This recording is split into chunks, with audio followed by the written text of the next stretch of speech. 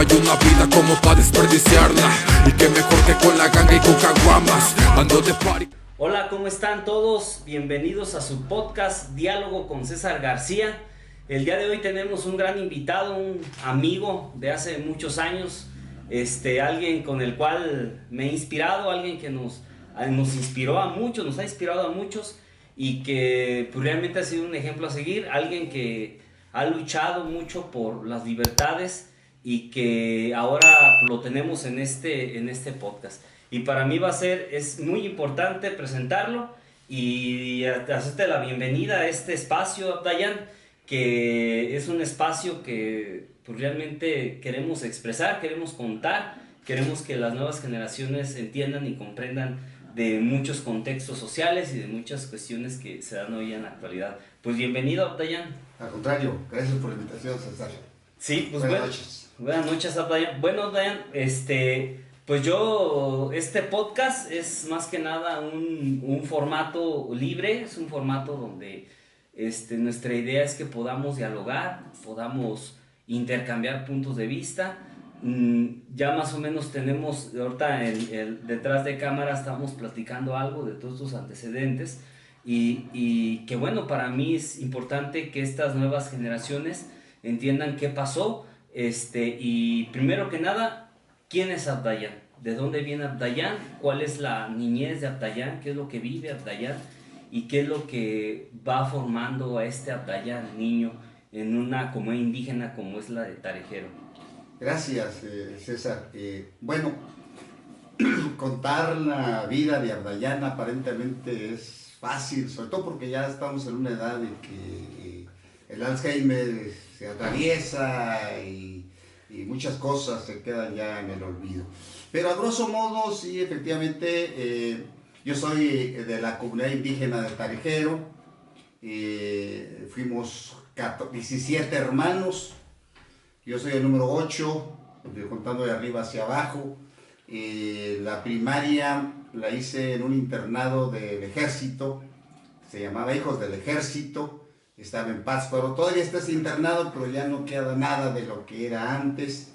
Y a mí me gusta contar una cosa que nunca se me va a olvidar, y no porque quiera denigrar a mi papá, sino al contrario, porque quiero rescatar esa visión que tuvo para mi formación. Resulta de que casi, como éramos tantos en la familia, mi papá empezó a llevarlos al internado a mis hermanos mayores. Pero como en el internado había personas que ya habían ingresado grandes, por decir, de 14, 15 años, 16 años a primero, segundo año primaria, etcétera, etcétera, a mis hermanos también los llevó a cuarto o a quinto, sexto año nada más. Y en el caso mío, mi papá tuvo la visión de llevarme desde primer año. Entonces me preparó para ir al internado y yo llegué al internado sabiendo leer, sabiendo escribir, y una cosa que no se me olvida, saber leer el reloj. Yo no conocía el reloj, pero me lo dibujaban y las manecillas. Cuando yo vi un reloj de verdad, lo vi en el internado, grandote, y entonces yo ya sabía leer el reloj. Bueno, mi papá me llevó al internado y me dijo, siéntate aquí, eran como las 11 de la mañana, digo, siéntate aquí en el escalón donde está el asta bandera, en el segundo patio, que había tres patios ahí en el internado de Pátzcuaro, y ahorita regreso, me dijo, y yo, pues, obediente, me senté, tocó la corneta, pasaron 2-3 horas, tocó la corneta para comer. Pero como ese ya estaban llegando todos de sus casas, pues todos ya llegaban comiditos. Pues nadie se formó y yo creo que pues, perdonaron que no se formaran. Llegó la otra corneta de las 6 para cenar y yo esperando a mi papá. Pues no llegó y entonces ya los que no nos formamos, pues a coscorrones. Era Hijos del Ejército y eran palabras feas, malsonantes, porque para formarse, nada de que bien, por favor, de que acoso, había todo lo que tenía que ver. Y pues yo ya tenía hambre y pues me formé y dijeron por estaturas y me quise formar por estaturas y los mismos muchachos pues no me dejaron que me metiera y otros cocos. Cuando llegamos al comedor, en el comedor entras marchando y luego me acuerdo que luego dijeron levante la cara, saque el pecho, bracé, coordinación, pies, manos y cadencia por 4. Y, pues, no sabes cómo hacer las cosas, pero tienes que enseñar en el tristras, porque si te quedas. Y me acuerdo también que llegué y yo ya tenía hambre, agarré el pan y luego me pegaron otra vez porque no debes agarrar el pan hasta que no está la orden de que puedes comer. Bueno, mi papá ya nunca fue a verme. Pasó un año, cursé el primer año, segundo año, tercer año, cuarto año, quinto año y sexto año. Terminé con 6 años sin ver a mi papá, a mi mamá, a ningún hermano, ni siquiera en las vacaciones finales. Cuando se terminaba el año, algún maestro me llevaba a su casa. ¿Por qué me llevaban? ¿Por qué no me dejaban ir? Porque yo tenía calificaciones muy buenas. No saqué calificación menor de 9.9, 10 y puro 10. No sé, antes no nos decíamos, o no nos decían, llévate esto para que hagas tarea. Antes salíamos a la 1 de la tarde y dejábamos nuestras cosas ahí y ya no volvíamos a abrir la libreta.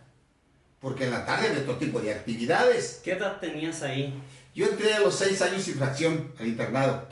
Okay. Y gracias a eso que hizo mi papá conmigo, me dio la posibilidad de formar un carácter fuerte.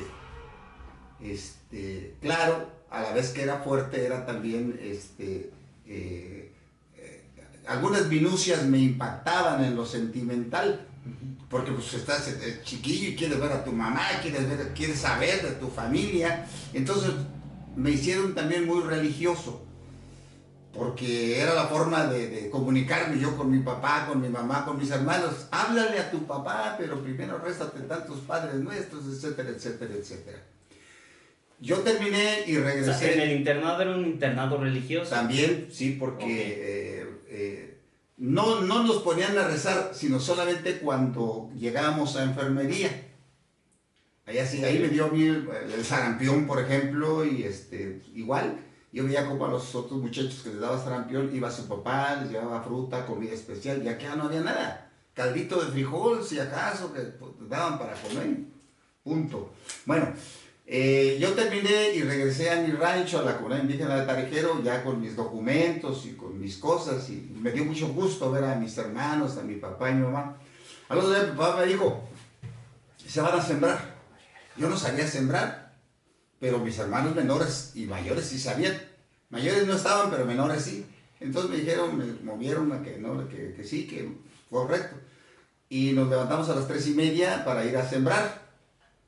Y entonces, pues empezamos a sembrar ahí como pude, me cansaba, porque no era lo mismo que ellos ya estaban impuestos a la friega del campo y yo todavía no.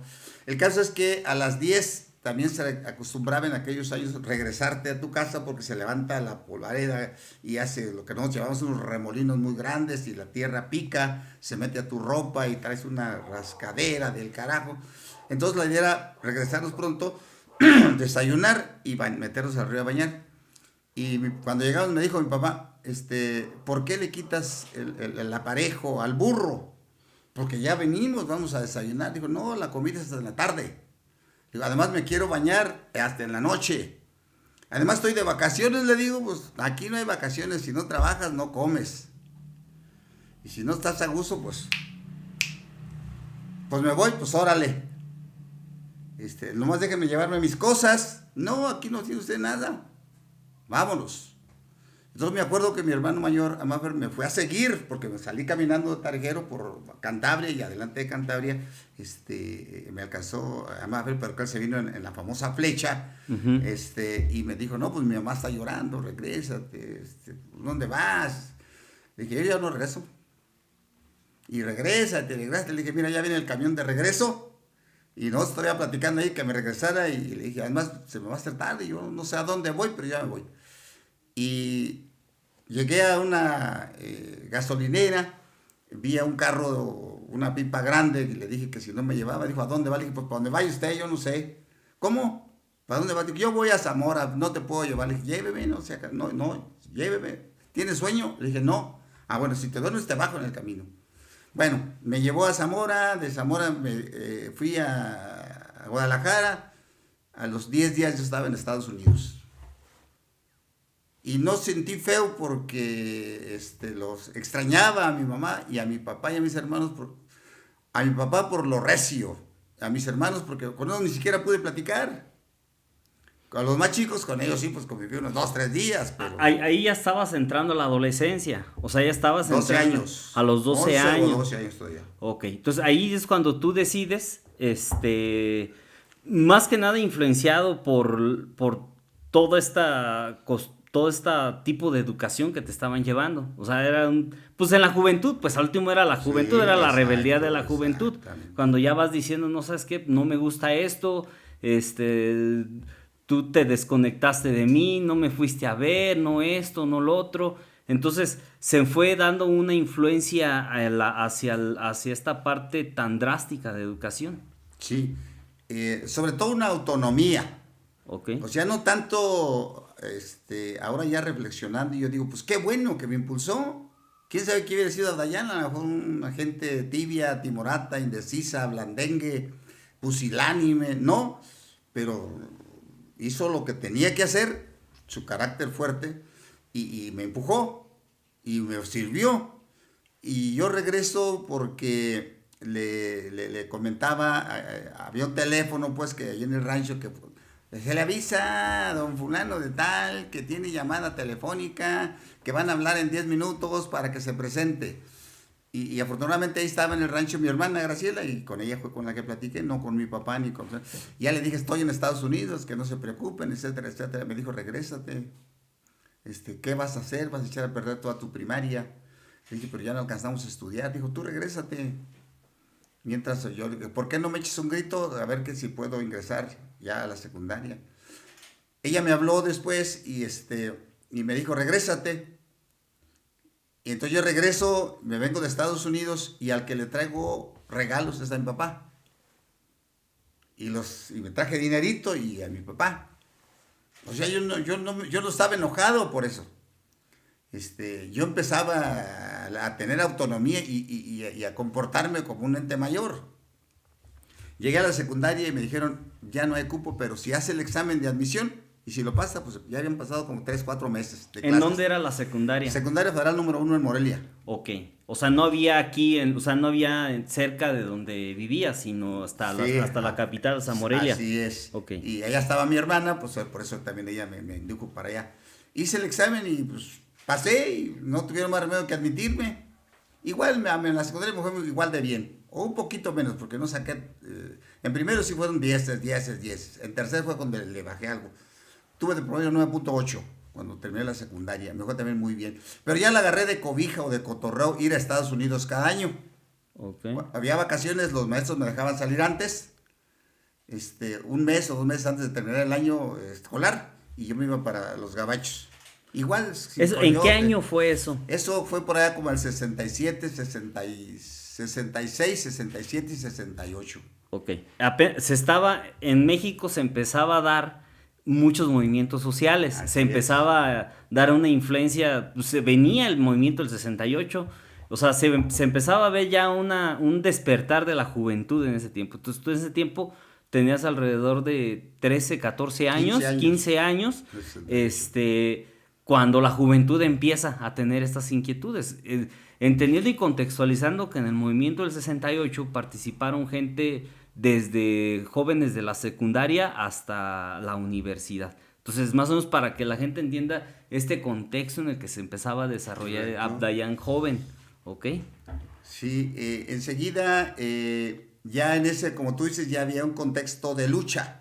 De marcha, mitin, pega, pinta, volanteo, boteo y huelga, anexas.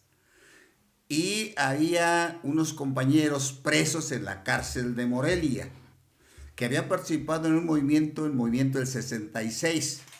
Y en ese movimiento el gobierno de Arriaga Rivera cerró las casas del estudiante y muchos los llevó a la cárcel. Salieron con fianza y salieron con pagos que tenían que hacer o con trabajo, y se quedaron los dirigentes, 8 o 9 dirigentes se quedaron en la casa. Entonces en el 68, en febrero, marzo, ya había una organización que aglutinaba a todo el estudiantado, se llamaba la Central Nacional de Estudiantes Democráticos, la CENED. Y esta CENED entonces organizó una marcha de Dolores Hidalgo a Morelia, Okay. caminando para pedir... Como un éxodo. Sí, como un éxodo, para pedir la libertad de estos compañeros Salvador, Efraín Capiz Guillegas, Aguilar Talamantes, Sebastián Dimas Quirós, más o menos son los que me acuerdo. Y al salir, y mi hermana nos llevó, la mayor. Ella vivía en una casa del estudiante que también los habían corrido y ella era de las dirigentes de ahí en la casa, de la Juana Pavón. Y se llevó a mis dos hermanos, Alexander, a Maffer y a mí. Ellos, a Maffer 2 años mayor que yo, si yo tenía 15, él 17, y otro hermano 19, y Graciela tenía como 23, ya 20 tantos años. Entonces nos fuimos a Dolores Hidalgo. Y al salir de Dolores Hidalgo, el gobierno organizó a un grupo de campesinos, o a lo mejor eran soldados vestidos de campesinos, para que nos reprimieran. Y decían que no querían la marcha, que no querían revoltosos. Entonces nos aventaron pintura, huevos, jitomatazos, etcétera, etcétera. No me dolió, no sentí feo. Más bien no estaba impuesto a caminar mucho, y el caminar de Dolores Hidalgo a Salamanca, con un ratito de carro, sí se me hizo un poco difícil. Llegamos a Salamanca, y ahí en Salamanca nos quedamos a un lado del panteón. Y ahí estábamos cuando nos aventaron cuetones. Claro, como yo era de los chiquitos, ya tenía pues 15, pero todo estaba subdesarrollado, sin los nutrientes necesarios para el desarrollo psicosomático. El caso es que pues me cubrieron ahí ellos, y cuando llegaron los cuetones pues se oyó ruido muy fuerte. No pasó nada, nada más el susto, y ya fue como en la mañana, ya no nos dormimos, y en la mañana salimos rumbo a Valle de Santiago. En Valle de Santiago nos recibió muy bien el pueblo, yo me acuerdo perfectamente. Un compañero me prestó su sombrero, y yo andaba pidiendo cooperación ahí en Valle de Santiago. Llené 4 o 5 veces el sombrero de dinero que nos daban, y llegábamos con las compañeras tesoreras. Y aparte nos daban fruta, y veían que no teníamos, póngase estos zapatos, y aparte nos daban una garrita, camisa, chamarra, pobrecitos, ¿cómo van a ir? La gente recibió muy bien. Se hizo un meeting, llegó la gente al meeting, estaba apretadísima en la plaza, y al otro día salimos temprano, ya rumbo a Morelia. El objetivo era llegar ese día en la tarde a Morelia. Y en la parte alta, salimos de Valle de Santiago, hay una como pronunciamiento hacia abajo, en la cúspide, ya viendo a la laguna Yuriria, estaba el ejército. Entonces el ejército nos llamó a los dirigentes y les dijo: no van a ir a ningún lado, se van a subir a los camiones por la buena o por la mala, como quieran. Lo pasaron a consenso, y la gente dijo: no nos vamos a la marcha, continuamos la marcha. Se dividió la gente, entonces, porque hubo una primera represión. Entonces, cuando hubo una primera represión, algunos dijeron: sí, nos vamos ya para... Se echaron para atrás, pues, se echaron para atrás. Yo no sé, que se subieron a los camiones, y otros, pues yo no supe cómo estuvo la cosa, porque mis hermanos no quisieron. Entonces a nosotros lo que hacen es encuerarnos y golpearnos con tablas. Lo que hacen ahora, lo que tú decías, la relación pues entre el ejército y estas otras gentes. Nos pegaron con tablas, y encuerados nos subieron a fuerzas a los autobuses, y nos fueron a tirar al estado de Hidalgo. Allá la gente también... O sea, golpeados, pues. O sea, los golpeó el ejército y los tiró allá. Así es. Okay. A unos más que a otros. A mí leve nada más me golpearon, para que vamos a echar mentiras. Y de allá ya nos dieron, la misma gente nos cobijó, nos dio dinerito, pero ya nos regresamos a Morelia, pero no pudimos entrar, duramos 2 o 3 días hasta que finalmente nos dieron paso el ingreso a Morelia, pero ya había pasado el día de la marcha, ya no hubo nada, etcétera, etcétera. Esa fue la marca que nos hizo tener claridad sobre qué era el Estado burgués. Yo todavía no tenía, a pesar de que ya habíamos visto lo del movimiento del 66, el movimiento del 68, resultado del 66, y después fue la marcha. Yo todavía no tenía claridad, pero ya sentía que entonces que había una gente que no era como decían, que el Estado era para todos. Ahí también era el halconazo, no se daba No, todavía no, es fue el 71. Ok. Uh-huh. Y esto, en esa marcha, mi hermano Amafer, él sí tenía ya 2 años mayor que yo, tenía 17, pero nada más para que veas el clima a esa edad. Tú ves ahora los jóvenes de 17 y no hay discusión sobre qué es la revolución, qué es el movimiento, qué es el partido político, qué es el partido de cuadros, qué es el partido de masas, cuál es el pensamiento de Lenin, cuál es el pensamiento de Guevara, de la Serna, alias el Che, por qué formó más la Internacional, etcétera, qué relación hay de la Internacional con el manifiesto, con el Capital, etcétera, etcétera. En esos años se leía. Se traía bajo el brazo al barbón, a Vladimir Ilich Ulyanov, alias Lenin. Ahora ya no, pero entonces como ya se veía esa situación, mi hermano ya tenía claridad. Ya era dirigente de la secundaria, iba para entrar a la prepa, ya tenía claridad en el movimiento, andaba ya queriendo tomar la casa del estudiante, otra vez tomarlo, porque acuérdate que te comentaba que Arriaga las había quitado todas. Y entonces esto hizo que muchos pensaban ya como a Maffer. Ahí, mi hermano conoció a Carmelo, no conoció, sino reconoció a Maffer. ¿Es mayor que tú? Sí, okay. A Maffer. Ahí reconoció a Carmelo Cortés Castro. Carmelo Cortés Castro fue una persona que se fue a la Patricio Lumumba, una universidad que estaba en la Unión Soviética, ex Unión Soviética o ahora Rusia nada más. Y después fue el lugarteniente de Tirso, o sea, de Lucio Cabañas, y después tuvieron problemas con Tirso y formó las FARC, Fuerzas Armadas Revolucionarias, en las cuales militó mi último hermano, Venustiano. Pero ya ahí se conocieron muchos, o se reconocieron, y muchos se invitaron a sus organizaciones. Carmelo empezó a invitar a compañeros a que se unieran con Lucio, otros compañeros para ir al mar, allá a Pyongyang, etcétera, etcétera. Estas organizaciones, para que la gente no entienda, tenían un sentido más revolucionaria, o sea, tenían un sentido de generar hasta cierta manera una crisis en el Estado, o sea, en el gobierno, o sea, generar cambios de estructura, o sea, generar un movimiento abajo con la población. Eran grupos meramente politizados, pues, claro. Que era una cuestión más de organizarse en torno al comunismo, ¿no? O sea, es donde entra la Liga Comunista en tu vida. Pues posteriormente, efectivamente. Mira,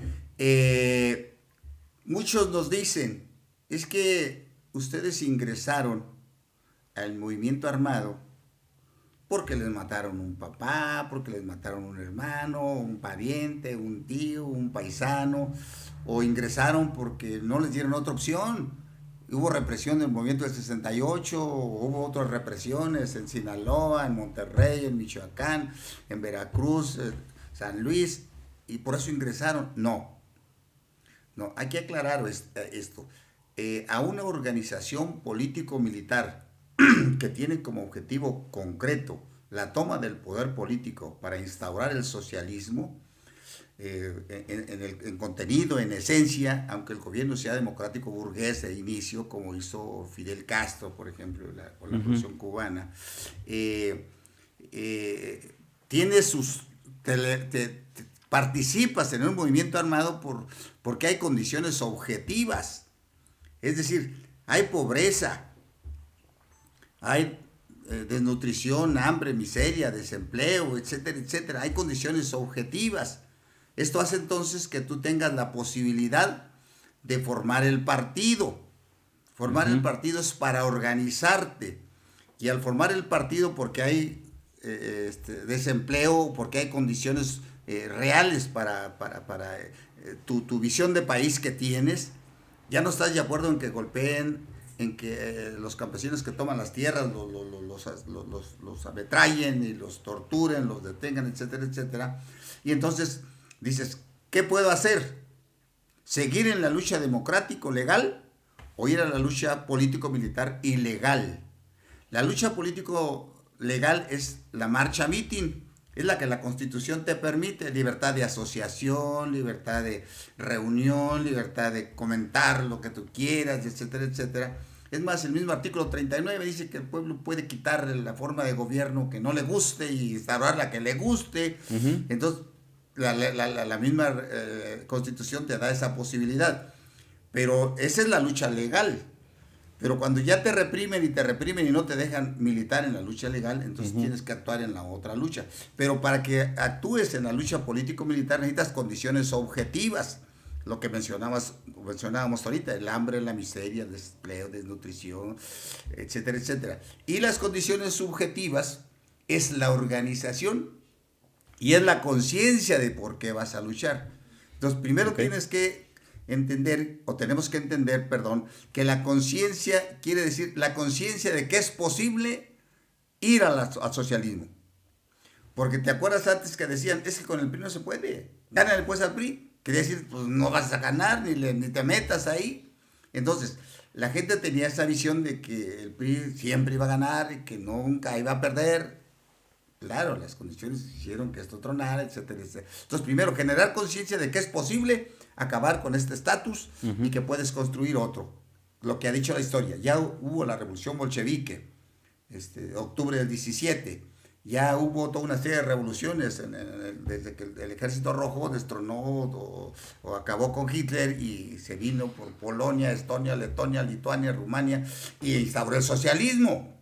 Entonces sí es posible generar conciencia de que el pueblo sepa de que se puede. Y también generar conciencia de que es el pueblo el que tiene que luchar, que una revolución es masiva, no es de unos cuantos, se inicia con unos cuantos, esos unos cuantos son la vanguardia, pero generalmente ya esos unos cuantos no logran ver el triunfo de la revolución. Por eso cuando nosotros iniciamos, nosotros decíamos, porque nos hicieron esa aseveración de que es muy probable que quedemos en el camino. Entonces, se va uno a la lucha político-militar no por capricho, no por venganza, sino porque vea condiciones objetivas y se está en la posibilidad de crear las condiciones subjetivas. Pero falta otra cosa, la situación revolucionaria que llama Vladimir Ilich Ulyanov, alias Lenin, que es cuando los de arriba ya no pueden controlar como siguen controlando los de abajo. Y cuando los de abajo son capaces de construir lo de arriba para instaurar su programa y su visión de país.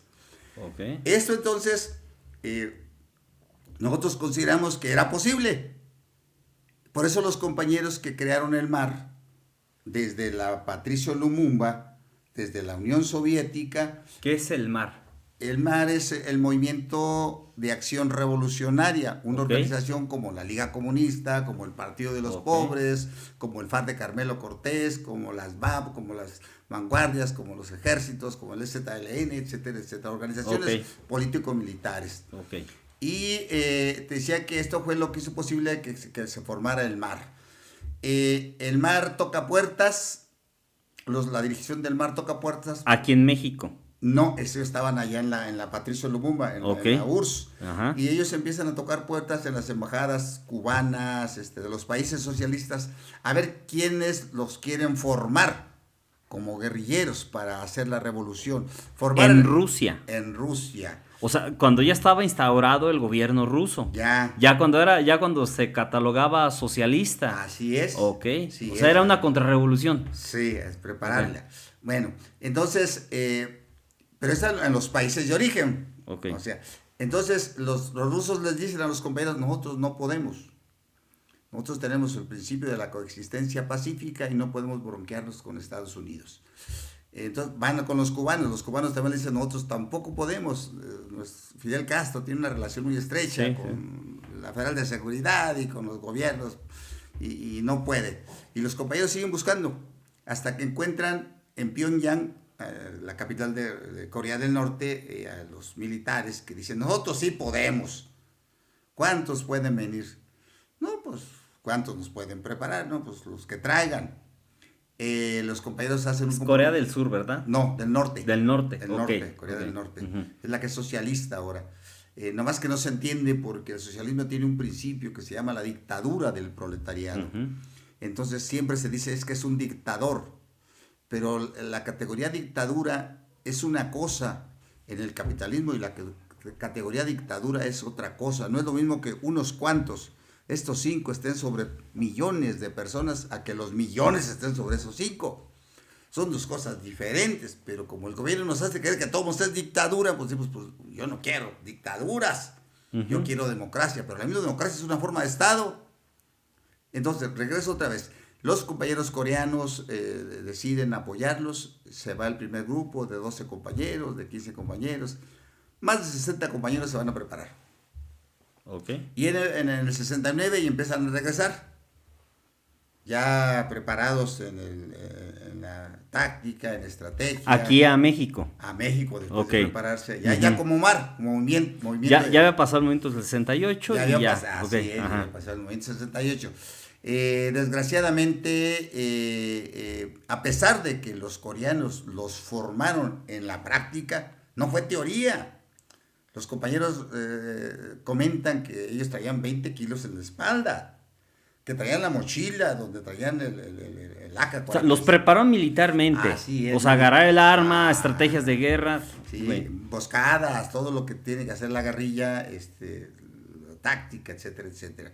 Sin embargo, pues no fue como se pintaba allá, porque del 69 al 71 apenas iban 2 años, o año y medio, porque fue a principios del 71, y cuando agarraron a un grupo importante de compañeros del mar, los detuvieron. Y detuvieron a unos, detuvieron a otros. Para entonces el mar ya no solamente era mar, sino era mar 23 de septiembre. Mar 23 de septiembre. Porque 2 compañeros hermanos de los compañeros que realizaron la guerrilla en Chihuahua, de Arturo Gamis, se fueron a preparar a Corea. Okay. Entonces ellos hicieron el contacto con los que quedaban todavía de guerrilleros del movimiento de Arturo Gamis y se fusionaron con el mar. Arturo Gamis es un guerrillero que estuvo en Chihuahua. Sí, que intentó igual como lo hizo Fidel Castro, que quiso tomar el cuartel Moncada. Sí, con los que eran como 12 o algo así. Más o menos. Uh-huh. Y Arturo Gamis también lo quiso hacer, nomás que era el cuartel Madera, en Chihuahua, Uh-huh. en la ciudad Madera. Uh-huh. Y se les infiltró un militar, y pues los mataron a los compañeros, y fue una cosa muy triste porque el movimiento que había tenido ya mucha presencia en la sierra de la lucha democrático-legal se desmembró totalmente, y los pocos que quedaron se fusionaron al mar. Otros quedaron perdidos, formaron su propia organización, pero también finalmente los detuvieron en un asalto triple que ellos intentaron hacer. Bueno, entonces cuando caen los primeros compañeros del mar ya era mar 23 de septiembre. Y por ese entonces, ya en el 71, ya andaban las Fuerzas de Liberación Nacional con el hermano Pedro, que después esas fuerzas se transforman en el Ejército Zapatista de Liberación Nacional 10 años después. Ok. Estamos hablando del 71 al 82, que es cuando aparece el EZLN. Cuando entra el subcomandante Marcos, cuando entra y los forma de esta manera. Él y otros compañeros viejos. O sea, el subcomandante Marcos comienza desde esa época. El 82. En el 82. O sea, él ingresa a la selva Sí. lacandona y es cuando comienza a formar a todas las comunidades. Así es, porque Ok. todavía estaba el hermano Pedro, las compañeras, se me escapan los nombres, pero había compañeras de la vieja generación. Ok. A mí me tocó darles algunos instrucción político-militar, Okay. Uh-huh. porque yo te comentaba hace rato que fui jefe del equipo de seguridad del embajador de Vietnam, Ok. y yo andaba armado. Ok. Y ellos sabían que andaba armado, entonces yo podía circular en el país con mis armas, y podía hacer otro tipo de cosas. Bueno, Ok. regreso otra vez. Ajá. A ver. Decíamos entonces que caen los primeros compañeros, Uh-huh. y a Maffer, mi hermano, sin decirme a dónde vamos, me dice vamos a México, y yo ya estaba en la prepa. Uh-huh. Ya estaba en segundo de prepa, nomás 2 años, pero debía asignaturas de primero y de segundo, pues todavía tenía todo. O sea, me descompuse después de que yo traía promedio de 10. Primaria y secundaria, llegué a la prepa, y por andar en la lucha, cuidé la escuela, y empezaron a ver otro tipo de cosas. Y resulta de que fuimos a la cárcel, a Lecumberri, de visita a los compañeros que ya conocía a Maffer y que estaban presos por haber ido a prepararse a Pyongyang. Entonces, desde ahí la policía nos checa. Ok. Ya ahora revisando los archivos, ahí encontramos que Abdayán Guzmán y Amafer Guzmán fue a visitar al compañero, al Gallo y a Agustín y a otros compañeros. Empieza el espionaje, pues. Así o sea, es. empieza a haber ya un seguimiento de todas estas células que empezaban a organizarse en el país. Sin embargo, así es. Sin embargo, nosotros todavía 71, 72 y 73, cuidamos mucho la dialéctica del trabajo legal y el trabajo ilegal. Seguimos actuando en el trabajo legal y actuando ya en el trabajo ilegal. Amafer formó el Frente Obrero Campesino Estudiantil. Amafer vino aquí a Zacapu, a la Celanese, cuando la huelga de la Celanese, a dar charlas generales para los trabajadores de Celanese y particulares para los dirigentes de Celanese, por medio del Comanche, un compañero de Jiménez, que ya ahorita ya falleció. Él ingresó no solamente a la lucha democrático-legal, sino después ingresó a la político-militar y anduvo no solamente con Amafer y con nosotros, sino con Venustiano, mi hermano menor, otra vez. Entonces, como él ya tenía claridad de estos dos tipos de luchas, pues empezamos a implementar los dos tipos de luchas, pero ya también empezamos a hacer una serie de actividades propias de la lucha político-militar. Y con mucho cuidado, porque te diré que son dos quehaceres diferentes. La guerrilla tiene como eje dos principios. El primer principio es el conocimiento pericial del terreno donde tú te mueves. ¿Qué hay? ¿Dónde está la fuerza represiva? ¿Dónde están tus amigos? ¿Dónde está la gente que te puede auxiliar? ¿Dónde están los que te ven y te van a denunciar? Etcétera, etcétera, etcétera. Todo tienes que conocer en la guerrilla urbana y en la guerrilla rural. Ese es tu primer elemento. Y el otro es que el pueblo es tu base. Tú no puedes ser guerrillero si no tienes base. Por eso, para ser guerrillero y tener base social, necesitas ayudarle. La base no te la va el pueblo por bonito, o por buen discurso. O por buen discurso, sino porque le ayudas en la solución de sus problemas. Si le ayudas a Celanese, pues los compañeros te arropan. Y nosotros tuvimos una célula de seguridad aquí en Zacapu, en la parte esta del ingreso, ahí justo atrás del ejército. Ok. Y por ahí otras cosas. Entonces, decíamos, eso te da la posibilidad de trabajar. Y el guerrillero tiene que tener visión de que estás con el pueblo, tienes un conocimiento pericial del terreno, y eso lo concretas en cómo operas.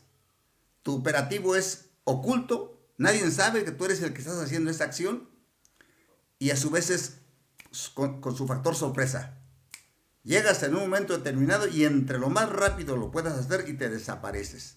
Te agrupas y te dispersas inmediatamente. Cada quien a su casa, nadie supo dónde está el otro.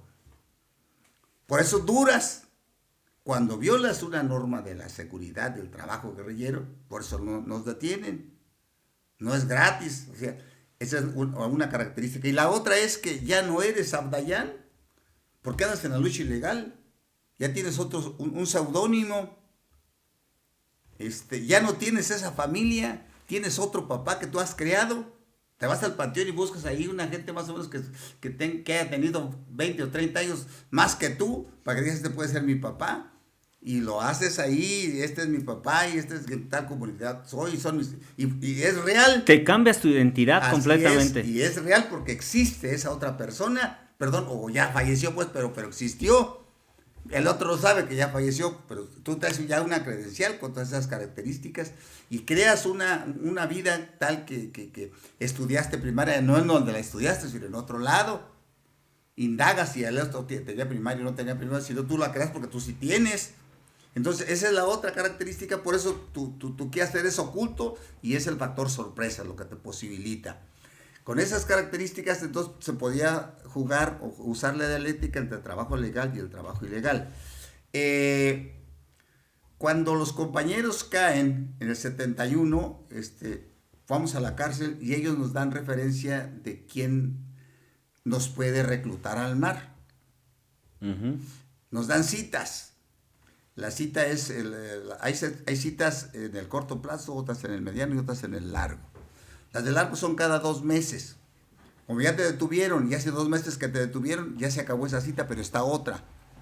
Y entonces hay lugares que creas una palabra, por ejemplo, la palabra micrófono, la M de Michoacán, la I de Hidalgo, la C de no sé qué le pones, y dices, ¿es la segunda cita o la tercera es la C? La C me toca en Capacuaro. Pero la policía, tú sabes con el que te agarró, y al otro le puedes decir, pues, que teníamos uno en Michoacán, porque te están pegando y la federal te sacó la sopa de que tenías una cita en Michoacán, pero no dices que Michoacán es letra por letra.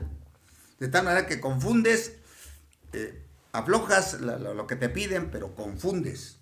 Pero tú aceptas la cita y tú vas a esa otra cita con nuevos compañeros, y es cuando nosotros tenemos esa posibilidad de ingresar.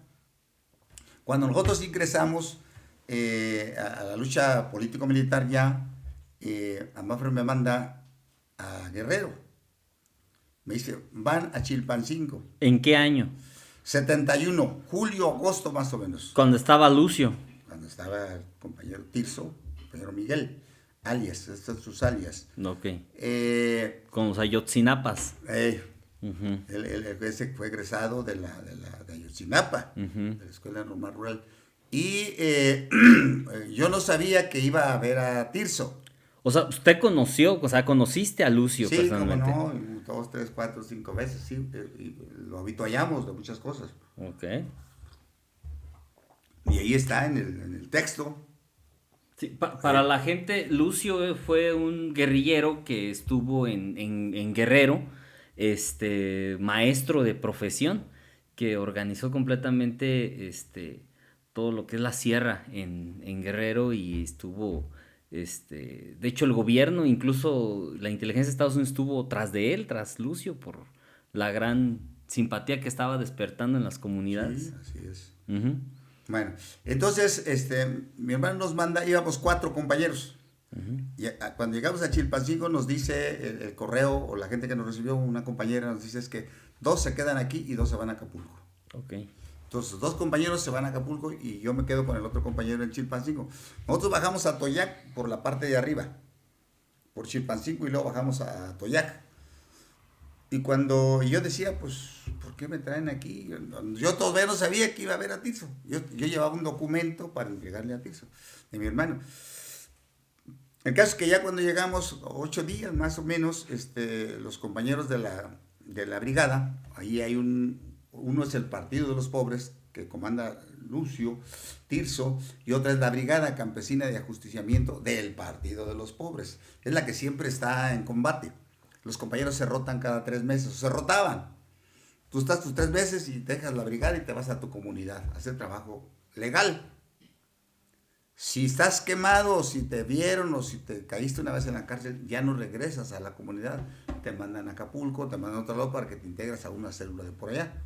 Bueno, cuando llegamos, los compañeros nos entregaron una hamaca para una noche. Después ya es nomás la primera noche que te reciben más o menos bien, después ya te la tienes que rifar a donde caiga. Sí, pues, ya no es hamaca. Y yo ya llegué cansadón, nos dieron de cenar, y a la mañana siguiente temprano yo desperté, no tan temprano, como 6:30, y ya vi que el compañero con el que yo había ido, una persona más chaparrita que yo, le estaba dando instrucción de karate, y estaban practicando, pues hay hombres y mujeres practicando. Ah, caray. Y ya él vio cuando me levanté, y luego se fue y me dijo, ven para acá, el documento que traes se lo vas a dar a fulano de tal. Y le dije, pues yo no lo conozco. Digo, yo tampoco lo conozco, pero ya está. Ya tiene instrucción de que ahorita van a pasar por ti. Vete ahí, siéntate en la silla que está luego a la entrada. Y era una silla, pues una piedra. Y ya leí el documento, y yo te voy a decir, ¿y por qué te está dando clases? Pues se supone que yo soy más cabrón, pues, pero porque yo era peleonero y ya había hecho algunas actividades político-militares, y yo a él nunca lo había visto. Resulta que este chavo era el compañero Néstor. Esto lo agarraron hasta el 79. Estaba en el 71 cuando fuimos. Y él había ido a Corea. Ok. Entonces él era uno de los contactos que le habían dado los compañeros del mar, que estaban ya presos a Maffer cuando estuvo allá. Bueno, yo duré 8 o 9 días y me bajé. de la sierra, me fui a Acapulco y de Acapulco me subieron al autobús y me regresé a Morelia. Yo cumplí con mi mercado, el Tirso me dio otro documento, yo se lo llamé, pero me lo quemó y listo. Fue una cuestión también que todavía no me quedó claro, yo a qué había ido, si no me había quedado a preparar, si a mí, yo iba con la idea de pláticas, de comentar algunas cosas, no se pudo. De todas maneras, esto nos dio una visión diferente de lo que era el movimiento, no solamente la lucha donde yo me desempeñaba, la guerrilla urbana, sino también había guerrilla rural. Y cómo había mucha gente armada. Casi siempre cuando hacíamos una acción, pues éramos 4, 5, 6 y punto. Y te dispersas. Pero acá habías 30, 40, 50 gentes en la rural. Y toreando el ejército, hostigándolo, porque esa es la función del guerrillero. El triunfo del guerrillero no es si hizo la revolución o no. El triunfo del guerrillero es la repercusión económica y política que hace un asalto bancario, o que hace una voladura de un puente, o lo que hace una emboscada. No es la emboscada que haces. Porque entonces, si así fuera, entonces, pues no triunfó nada, no se obtuvo nada, pues nos detuvieron, fuimos a la cárcel, nos golpearon, se llevaron a nuestros padres, a nuestros compañeros, y a muchos revolucionarios los desaparecieron. Entonces, pues, ¿para qué te aventaste? ¿Para qué tomas? Porque su objetivo era hostigar y hacer creerle al ejército que no era poderoso y que su moral no fuera tan alta como estaba, sino que podías atacarlo, y que cuando iba a la sierra tenía que masticar la pinche coca, que era otro tipo de coca, o tenía que... La planta, pues. La planta, o tenía que tronársela, fumar marihuana, porque era diferente. La moral revolucionaria es una y la moral del ejército es otra. Bueno, entonces, le digo, me dio otra visión, porque la guerrilla que era más numerosa y podías enfrentar al ejército, ya que nosotros éramos menos y lo que hacíamos era otro tipo de actividades. A veces le quitábamos la pistola a un policía, a veces otras cosas, pero de ahí no era mucho, todavía en esa época. Hubo otra... de manera casual, Amáfer, eso dijo, que de manera casual, a lo mejor fue ya bajo cierta cita que se había, logramos contarnos con un camarada que le decíamos el Pocho. Ese camarada había invitado a Amáfer a integrarse a la gente de Genaro Vázquez. Y él había ido a la marcha de la Ruta de la Libertad, el Pocho, y ahí se encontró Amáfer con uno que era Carmelo y con el Pocho. Y se encontraron otra vez, y entonces el Pocho le dijo, vente, es que yo ya estoy. No, pues no hay problema, tú sigue en tu organización, pero necesitamos cuadros que nos apoyen. Vamos a abrir otro frente político-militar entre la frontera del estado de Michoacán y el estado de Guerrero, rumbo a Huetamo, en Aratichanguio. Y entonces hace una cita en México, ya estamos hablando del fines del 71, y resulta que la cita fue con el comandante Genaro. Genaro Vázquez. Genaro Vázquez Rojas, el profesor, y él hacía el compromiso de venir a Morelia. Por eso él viene con Salvador Flores Bello y con Bracho Campos a Morelia, a una reunión con nosotros, con algunos compañeros que incluso estaban todavía en la casa del estudiante Nicolaita, y otros compañeros que militaban en organizaciones legales. Pero desgraciadamente el compañero Salvador Flores Bello pues choca, venía manejando y el sueño lo durmió, y antes no eran las autopistas grandes, sino que era una autopista de doble carril y carros para acá y carros para allá, y cuando había un puente se cerraba la autopista, pero no tenía que pasar un carro y después el otro. Entonces chocó, y Genaro venía con dinero. Ellos acababan de hacer el secuestro de Castrejón 10. Castrejón 10 era una gente que era de muchos billetes, era copropietario de la coca, y aparte era rector de la Universidad de Guerrero, y Genaro obtuvo 10 millones de pesos y la libertad de 10, 11, no me acuerdo cuántos compañeros, pero más o menos 10, 11, que los mandó a Cuba. Okay. Fue el primer secuestro, más o menos. A ver, entonces, todos estos grupos guerrilleros, operaban bajo el terrorismo, pues básicamente. O sea, asaltaban, por eso el gobierno los señalaba como delincuentes, que robaban, que asaltaban, que generaban caos dentro de ciertas instituciones. Sí, lo que sucede es que el terrorista es el Estado. Nosotros no éramos terroristas, nosotros teníamos un ideal. No nos gustaba el modelo de país que se estaba implementando. Queríamos otro modelo de país. No nos permitieron luchar dentro de ese modelo. Salimos. Y las leyes de la guerra te posibilitan la ofensiva y la defensiva.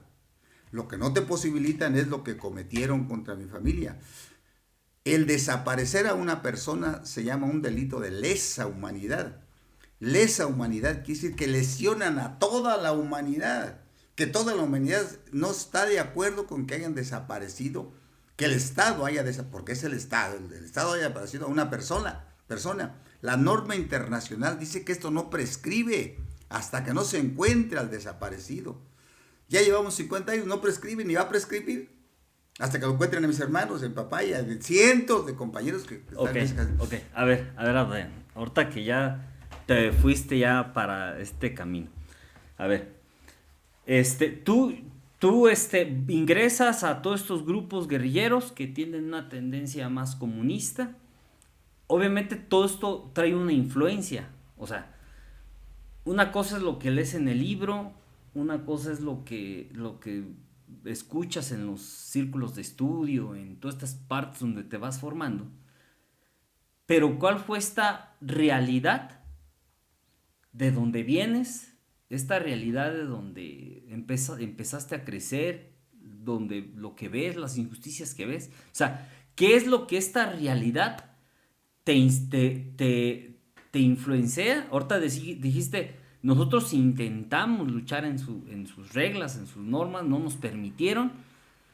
Obviamente hubo acontecimientos que te hicieron detonar el irte a estos movimientos insurgentes, y que detonan en la desaparición de tu familia, tu familia central, en este contexto de un gobierno que estaban tratando de socavar a todos estos movimientos revolucionarios. O sea, ¿qué es esta parte que a ti te hizo cansarte y decidir el ya actuar y el meterte en todos estos movimientos? O sea, ¿qué es esta parte humana, esta parte que tú veas a diario para que tú te pudieras ya influenciar y animar a hacer esto? Porque no cualquiera se anima a hacer esto.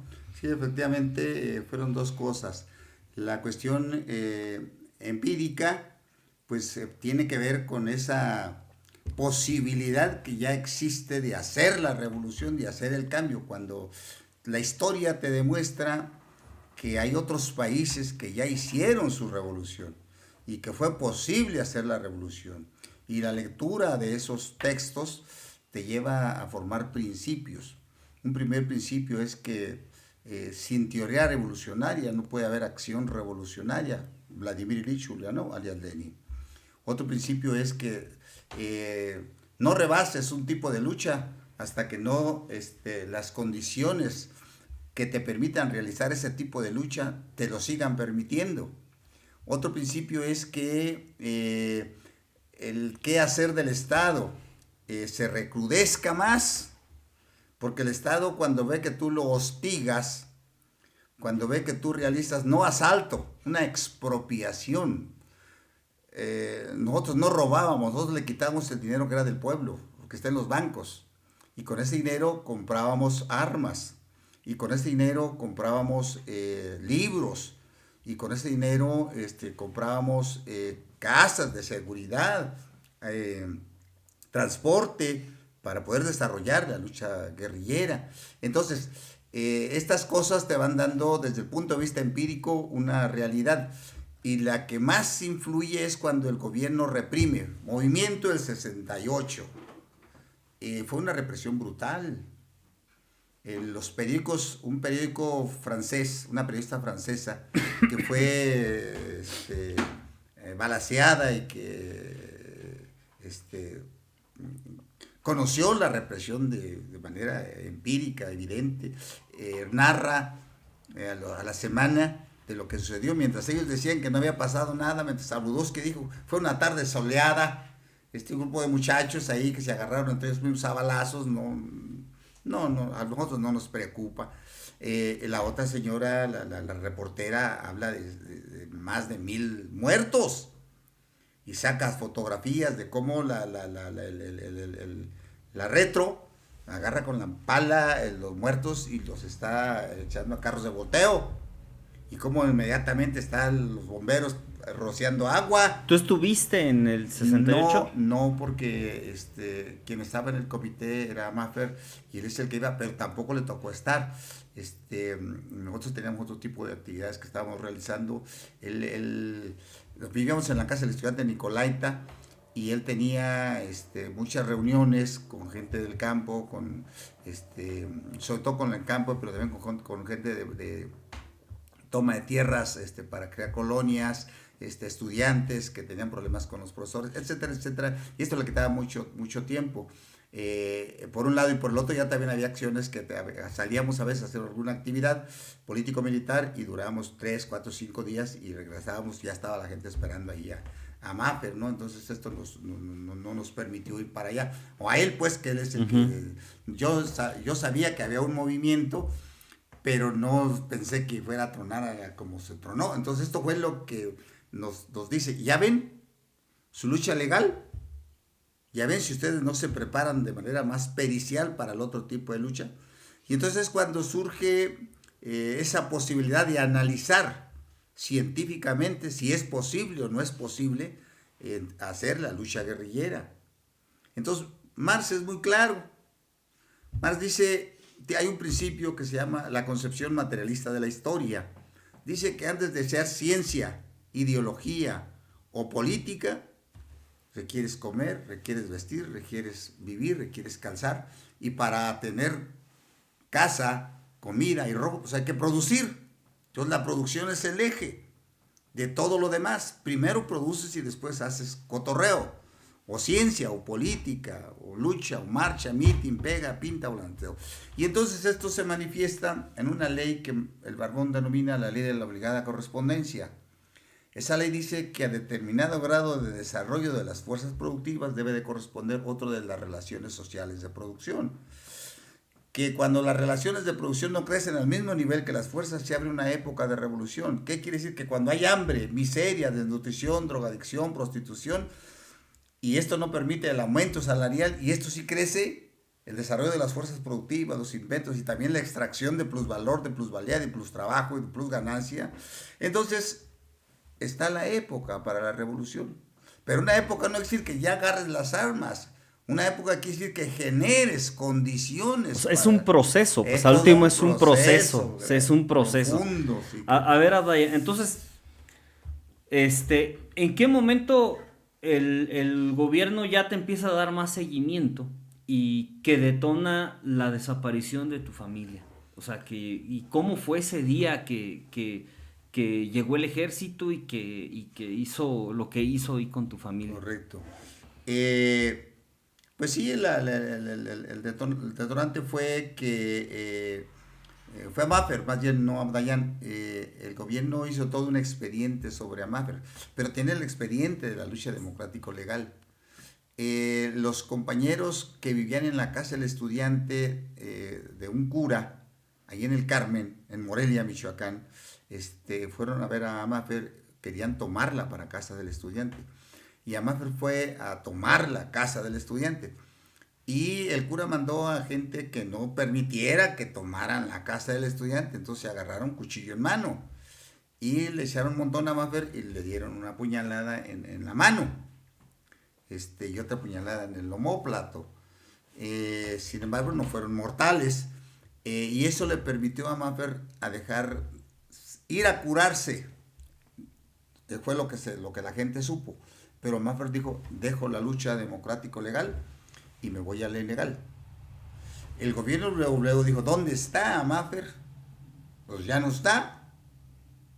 Pero el gobierno supo el escrito que mandan los orejas de la Secretaría de Gobierno, de Gobierno del Estado, a Gobernación y a la Federal de Seguridad, fue que Amáfer desapareció porque se fue a curar de las puñaladas que le dieron. Entonces, eso hizo que el gobierno diera seguimiento. Yo no me desaparecí, yo seguí en la casa del estudiante, pero yo no era problema, porque yo lo que hacía Abdayán en ese momento era este trabajo, guerrillero. Entonces iba, hacía el trabajo y regresaba. ¿Y qué es lo que hacía Abdayán? Lo que hace una persona un poco lumpen y un poco sin ingresos. ¿En qué consiste? Que los compañeros no tenían para comer. Yo les decía, venga, si yo los invito. Nos íbamos a un restaurante y coman, pidan comida y salgan si yo pago. Pero yo no pagaba, eran las famosas comidas corridas. O sea, comías y corrías. Sí, y ya andaba pues en el relajo de la guerrilla. O la ropa, mírate el pantalón, mírate tu camisita y déjame a mí la bronca. Igual, corrida. O la farmacia, que los compañeros iban a esos lugares feos, donde acá el camarada a veces va, y que pues reciben alguna cosa no buena en su cuestión corporal, y que entonces tienen que curarse con unas potentes medicamentos. Entonces igual yo iba y le decía al doctor Brígido, súrtanos por favor, denles por favor una receta a los compañeros. Ellos me daban la receta, acompáñenme, les decía nomás. Entonces yo iba y sacaba pues el dinero como si les pagaba. ¿Y cuánto me dijo? No, pues tanto, porque no me soltaban las medicinas. A ver, ¿cuánto? 200, híjole. Y en lo que tantito se atontaban, le arrebataba los medicamentos con receta y con el puño de dinero otra vez. Ya el otro ya se había ido. Entonces pues siempre te iban a seguir, siempre estaba la policía ahí, algunas veces me detenían. Me iba a la cárcel esa que estaba en San Juan, la de los borrachitos. Y pues igual no pasaba gran cosa. Entonces, por eso ese era mi trabajo. El gobierno no sabía, él decía, no anda en esas, no es dirigente político, no es líder estudiantil. Pues él qué hará, no sabemos qué hará, pero lo que se ve evidentemente es esto. Y algunas veces sí, porque hay reportes de la Federal de Seguridad de que tomamos un carro, que lo tomó Abdayán con Genaro, que lo prendió Abdayán, pero son cosas que no pasaban a más. Hasta ahí nada más. Entonces, desgraciadamente fue también una redada que hizo el gobierno, la Federal de Seguridad, buscando a Amáfer, pero que encontró a otros compañeros y que delatan a Amáfer. Lo que hizo posible, estábamos nosotros en una escuela de adiestramiento político-militar en San Juan Tumbio, en un curato de San Juan Tumbio. El mismo padre era alumno de Amáfer en la cuestión guerrillera. Ahí se estaban pues preparando. Así era una de las escuelas. Digo esta porque ahí fue donde a los 2-3 días detuvieron a Amáfer. Ya le andaban siguiendo los pasos.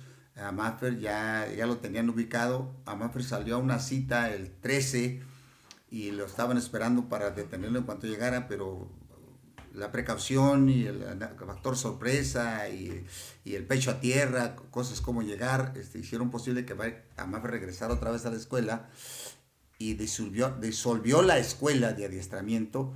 La gente salieron en la madrugada y no lo pudieron detener ahí, pero lo fueron siguiendo, entonces por eso lo detienen en Morelia.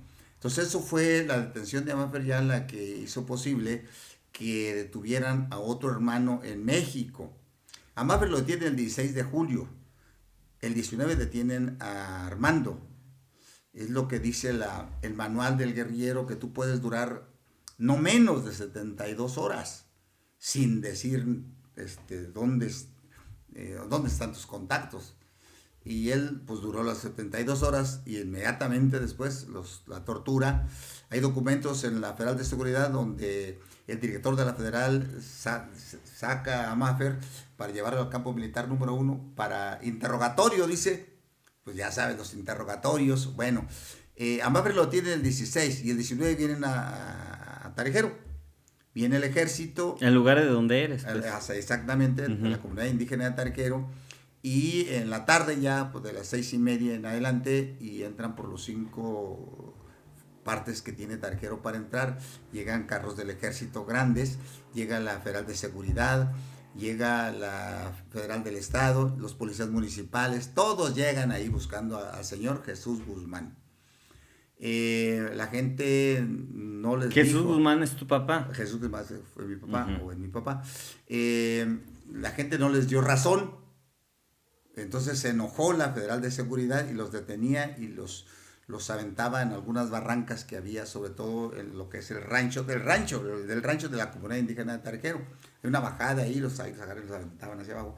Afortunadamente no se murieron de los golpes, pero sí se fracturaron el pie, la mano, etcétera, etcétera. Hace 50 años de eso casi, ya muy pocos se acuerdan, pero tú comentabas que todavía la raza como que algunos se acuerdan.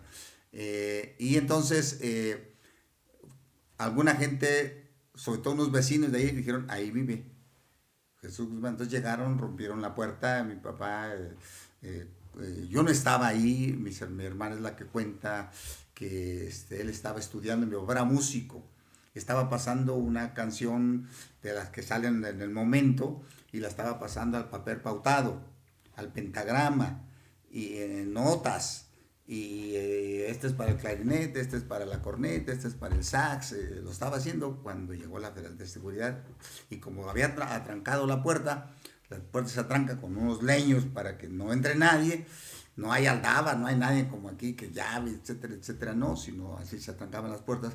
Pues hasta que no rompieron la puerta no hubo entrada, no había forma de entrar. Entonces el primer día lo golpean y preguntan por Amáfer Guzmán Cruz y por Abrayán. Y acuérdate, Amáfer ya estaba detenido. Él lo agarró 3 días antes de que llegaran a Tarjero. Uh-huh. Entonces ya el problema era Abrayán, pero nunca dijeron venimos por Abrayán. ¿Dónde está Amáfer y dónde está Abrayán? Mis hermanos cuentan que estaban los más chicos. Como para presionar a tu papá. Así es, uh-huh. Para presionar, venimos por 2 hijos tuyos. Le pegaron a mi papá no dijo nada, buscaban armas y decían que las citas, que no estaban los documentos de Amáfer, algún documento, un diario que a veces los guerrilleros pues llevaban, etcétera, etcétera. No había, pero ellos preguntaban. Y le preguntan, había 2 hermanos más chicos que yo, Solón y Venustiano. Solón se lo llevaron también desaparecido, y a Solón le preguntaron... ¿Cuántos años tenían ellos en ese momento? Venustiano tenía 15, iba a cumplir 15, un poquito menos de 15, y Solón 17. Le preguntaron a Venustiano, le preguntaron primero a Solón, el mayorcito, de 17. Y él dijo, yo no conozco ni a Amáfer ni a Abrayán. ¿Cómo no? Si son tus hermanos. Y le pegaron, lo desmayaron, le pegaron, y se lo llevaron. Le preguntaron a Venustiano, y Venustiano dijo, yo sí los conozco, son mis hermanos, pues no sé dónde estén. Todos le pegaron. Se llevaron a Solón y a mi papá y los tiraron en el río de Tarjero. Hay una brecha que da a Naranja. En esa brecha los aventaron en el río, y había una compuerta allá. Entonces se vinieron ellos desmayados, y llegaron a la compuerta, y ahí se atoraron y ahí despertaron dentro del río. Y así fue un día, otro día. O sea, a tus hermanos los dejaron ir, los golpearon y los tiraron. Sí, también a mi papá. Ajá. También los golpearon y se lo llevaron a las 6 de la mañana, como a las 4:30 de la mañana, y lo tiran en el río, y el río lo trae rumbo a Tarjero, y llega a una compuerta, y ahí se detiene hasta que reaccionan ellos que están en el río, y llegan caminando a la casa a las 6 de la mañana. Y al otro día es lo mismo. En el transcurso de 6 días, que es que lo están yendo todos los días, en uno de esos días juntan a todos. O sea, el ejército va 6 días seguidos. Consecutivos, sí. Ok. Y traen a mi papá escarbando, que dónde están las armas, que en la parcela, que en el panteón, que en la casa, que en los potreros. Mi papá tenía muchas vacas y tenía colmenas, abejas, y fueron porque ahí estaban las armas supuestamente, pues ahí les picaron a los judiciales y a los de la Federal de Seguridad. No encontraban las armas hasta que finalmente no sabían que en el tapanco, que es la parte de arriba de las casas, se pueden guardar muchas cosas, porque ahí las aguas tienen las casas tienen 2 aguas, y hay una parte donde puedes guardar cosas. Y ahí encontraron un Mauser viejo, que era de mi papá. Pero creyeron que ese Mauser, nosotros cuando hicimos una expropiación, le quitamos las armas a los policías. Porque nos reprimieron, hubo balacera y nos agarramos a balazos, pero les quitamos las armas. Entonces ellos buscaban las armas que les habíamos quitado, dónde estaban esas armas. Y encontraron el Mauser, y como la policía traía el Mauser, el rifle ese que es tiro a tiro, y que otra vez subes a recámara, tiro. Entonces, aquí están los que le quitaron a los policías. Entonces ustedes robaron bancos y empezó más la represión otra vez. Encontraron también ahí algunas novelas, cuenta mi hermana, que encontraron La madre de Máximo Gorki, que encontraron Así se templó el acero de Nikolai Ostrovsky, y que ella traía un libro, otra que es La joven guardia. Son novelas buenas, sabrosas, que te levantan el espíritu combativo de la necesidad urgente de la organización y de la creación del partido para iniciar la lucha política. Y eso pues otra vez a golpearlos. Cuando encontraron las novelas dijeron, entonces ustedes también las están leyendo, ustedes también son revolucionarios. Y para empezar, a Jesús Guzmán, a mi papá, sí es revolucionario porque tiene un fusil. Pero entonces llevan a mi papá, en la última vez, a mi papá y a Solón. Solón todavía fue carajo porque Solón, pasando Quiroga, finge que quiere vomitarse.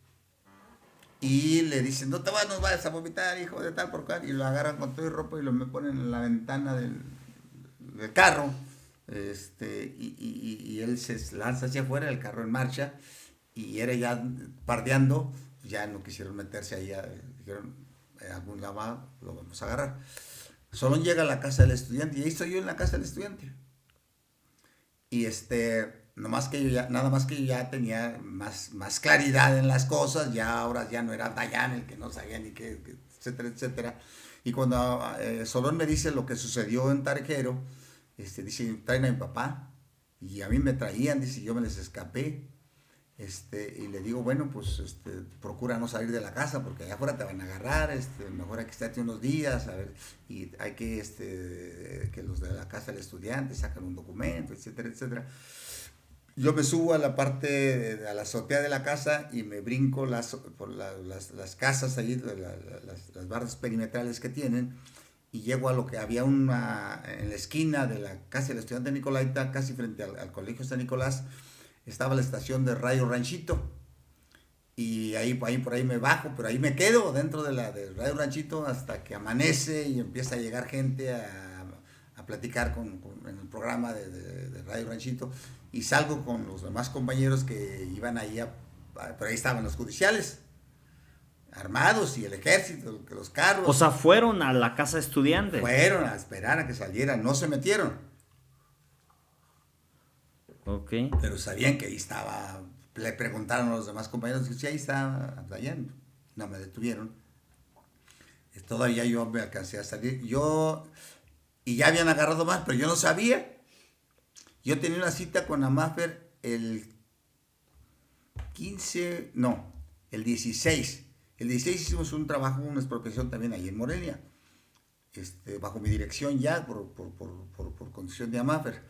Y Amáfer lo cuenta en la averiguación que le hacen en los archivos. Dice, Dayan iba a hacer una expropiación. Yo no sé si la hizo o no, porque pues ya me detuvieron. Pero esa era la instrucción que tenía Dayan. Y te digo, yo no sabía que lo habían detenido, pero ya no fui a la cita. Entonces ya no fui a la segunda ni a la tercera, pero fui a la cuarta. Y ya no fui tampoco a la cuarta, porque ya estaba detenido. Pero yo seguía creyendo que no estaba detenido. Lo empecé a ir a los lugares, a las casas de seguridad. En ninguna lo habían visto. Me fui un rato para Guerrero, no lo habían visto. Pasó el tiempo, había necesidad de llevarle vituallas al compañero Tirso, y yo hice el compromiso de llevarle vituallas al Partido de los Pobres. Desgraciadamente no se pudo, o es cuando me detienen a mí.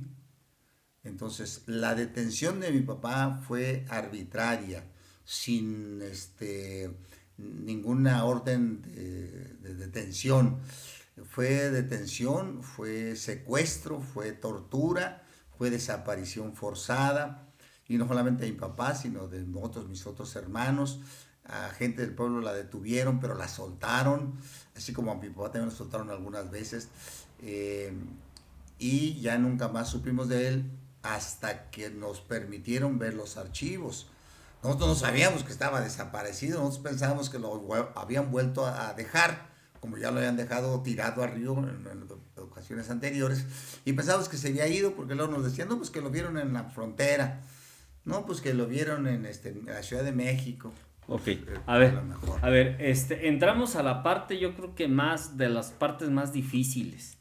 De entrada es la parte donde empieza a haber daños colaterales, o sea, empieza a haber temas que donde ustedes estaban, tú y tu hermano estaban involucrados en el tema de las organizaciones comunistas.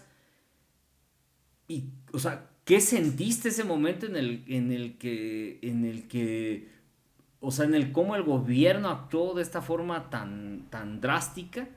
O sea, ¿tú qué sentiste como humano el saber que por todas estas cuestiones en las que andaban ustedes involucrados, termina en una desaparición de parte de tu familia central?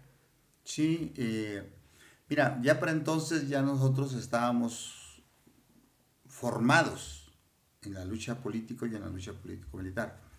Esas novelas que te comentaba es, por ejemplo, La Madre, es de una persona que casi mi mamá siguió el rumbo de ella. Una persona que ella no andaba en la lucha, sino era su hijo, y a su hijo lo reprimen, y ella tiene que entrar a buscar a su hijo.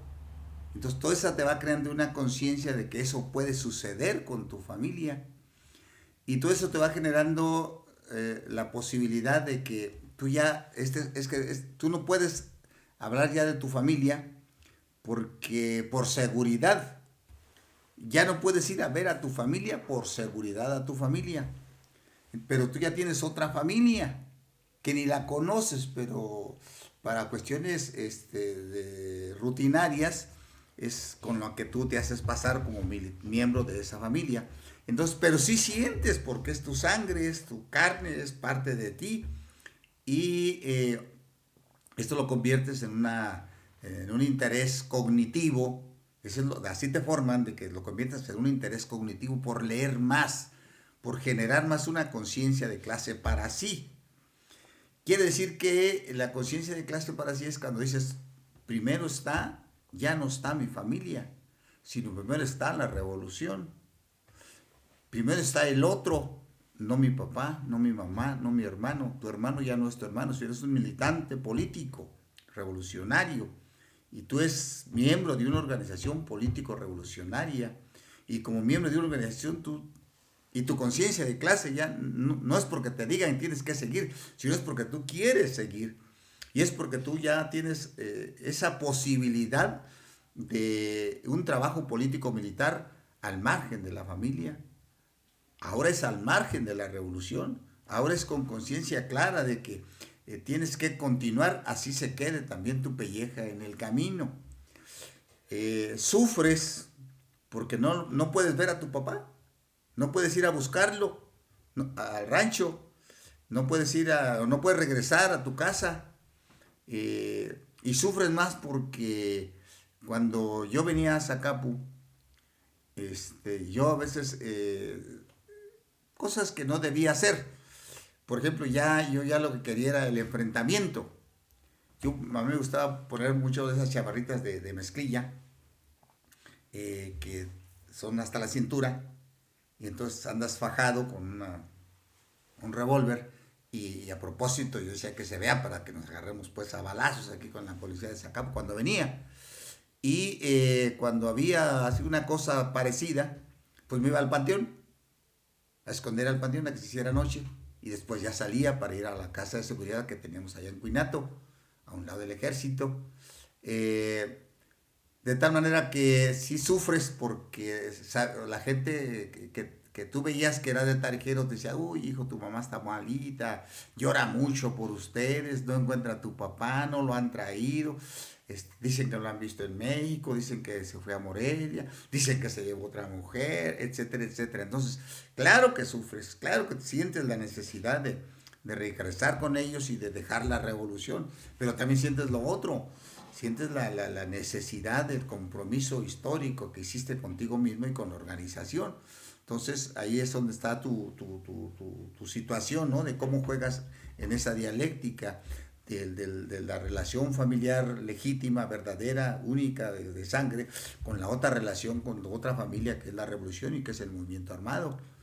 Exacto. Y esto entonces, pues finalmente priorizas el movimiento armado, pues, esa es la situación histórico concreta. Sí, pues de hecho, es que, bueno, esos temas son pues bien complejos, la verdad que cuando uno se va formando, o uno tiene una formación política, luego a veces, y luego muchos en la juventud, pues a la juventud te lleva, porque al último no tienes muchas cosas que perder, y ya cuando pasa el tiempo, pues te das cuenta que sí perdiste muchas, o sea, pierdes unas cosas y ganas otras cosas, pues, o sea, pues al último es un equilibrio y es la propia formación, que son cosas muy complejas. Yo ahorita hace rato platicábamos detrás de cámaras el cómo todo este tema de los desaparecidos en nuestro país, en Latinoamérica, son de las cosas, para mí son de las cosas más crudas, más rudas, el no saber si vas a volver a ver a tu familiar, o sea, no me ha tocado estar en una situación así, pero me pongo en el que fuera mi papá, mi mamá, mi hermano, mis hijos, o sea, yo creo que será una angustia. Y me pongo más, por cierto, que me cuentas del caso de tu mamá. Yo creo que, o sea, o sea, no terminamos de comprender lo que realmente ella estaba sintiendo en ese momento. O sea, y lo fuerte que fue, lo fuerte que tuvo que resistir para saber todo esto que pasó, ¿no? Todo este contexto, todo lo que sucedió. Y que al último, pues era la mamá, pues, o sea, la mamá, independientemente de si los hijos tenían la razón o no tenían la razón, pues ella iba a seguir como apoyando a sus hijos, pues al último es su sangre, ¿no? No termina de dejar de ser esta parte de la sangre.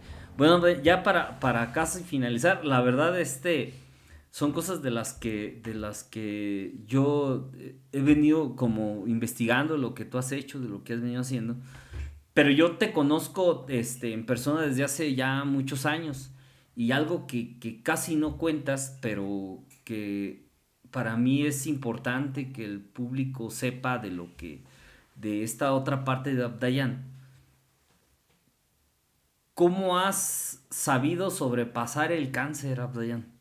Es una parte, creo que bien difícil para ti como persona, pero sé que has resistido muchísimos años, ¿verdad? O sea, has estado en lucha con el cáncer durante mucho tiempo. De hecho, fuiste tratado en otro país cuando se detectó ese cáncer, eran de los cánceres más raros que existían en ese momento.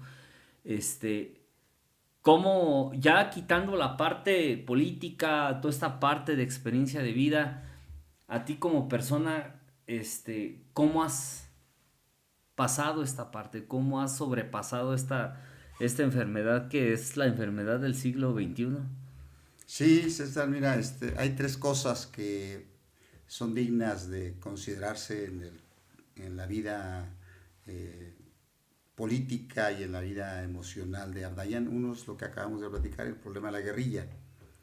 Otro es el problema de la columna y otro es el cáncer. Yo tuve un accidente en el 85, 86. Se rompió la columna. No tenía control de esfínteres. Mis piernas eran hilachos. No puedes pararte porque no hay, no se puede, pues. Te encajan agujas, no sientes la aguja tu sistema nervioso periférico, sobre todo el de la cintura hacia abajo, no reacciona. Afortunadamente, fíjate lo que son las cosas en el ISSSTE, donde decimos que no lo estoy haciendo propaganda, y sí es un relajo en el ISSSTE para que te atiendan, y los médicos son carajos. Pero ahí conocí a un doctor, Rodríguez Trejo, que me operó, pero para operarme tuvo que pasar 1 año y medio. Me pasó acostado en una mesa que era cama como esta, así angostita. Una mano estaba rota de cúbito y radio, y la otra era, me ponían el suero, y estaba acostado sin nada. No había colchón, nada. Y sin almohada. Y en los pies, en un pie me ponían 8 kilos y en otros 8 kilos, otros 8, y aquí eran 12 kilos en el cuello, para estirar la columna, para que se jalara la columna, para que se desinflamara la columna y para que pudiera operar el médico. Después de 1 año y medio, el médico decidió operar, porque él vio que ya no había otro problema, no que había otro problema, sino que ya no había más opción que operar. No se perdía nada, porque yo no sentía, no caminas, no nada. No tienes control de esfínteres. Y entonces el médico me opera y me dice, ya te puedes ir, te doy de alta. Entonces me dan de alta y me dicen, necesito rehabilitación. Y llego aquí a Morelia, porque fue allá en México, la operación, en el 20 de noviembre, y empiezo a ir a rehabilitación. Pues hubo veces en que me metían a una tina, y en la tina es agua casi hirviendo, pero tenía que ser de la cintura para abajo. Entonces ya ves que las tinas, pues puedes meter parte de la tina, los laterales de la tina, y descansas. Entonces no podía meterse más que la pierna, pues, de tal manera que se calentara solamente lo que no tenía sensibilidad. Pero había ocasiones en que pues, yo me intentaba rascar por acá y soltaba, y yo mismo me caía y se quemaba parte de lo que no era lo que sí sentías. Bueno, el caso es que por medio de ejercicios y lo que tú decías ahorita, ¿cómo lo hiciste?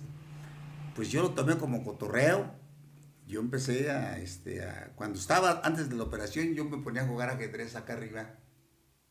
Nunca me dormí en el día, porque después la noche es cruel con el enfermo, como que algo sucede a los enfermos, les da el dolor que nunca, no tienes todo el día, y si te duermes en el día, noche, ¿con quién platicas? No hay, solo. La oscuridad de los hospitales. Sí, pues. Entonces son feos. Año y medio ahí, imagínate, antes de la operación, y yo pues 3 meses después de la operación, casi 2 años. Entonces, la rehabilitación me empieza a cambiar las cosas.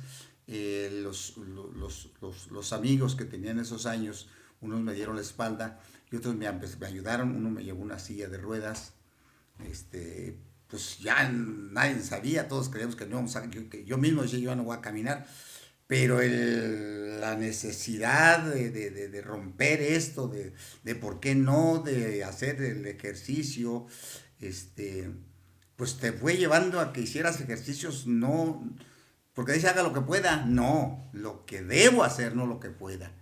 Y duré muy poco con la silla de ruedas.